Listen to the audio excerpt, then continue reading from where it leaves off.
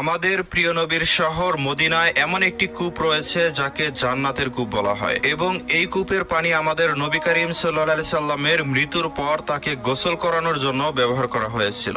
সুবহানাল্লাহ। এই কূপের নাম হচ্ছে বীরে গার্স। এটি মদিনা থেকে 4 কিলোমিটার দূরে অবস্থিত।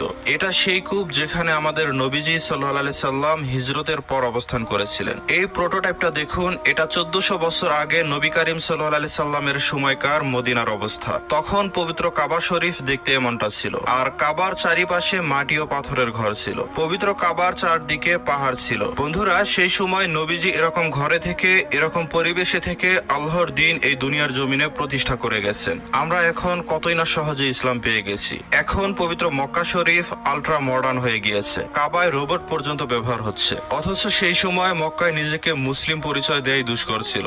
আমরা আমাদের রাসূল ও সাহাবীদের জন্য অন্তরের অন্তরস্থল থেকে দোয়া করি এবং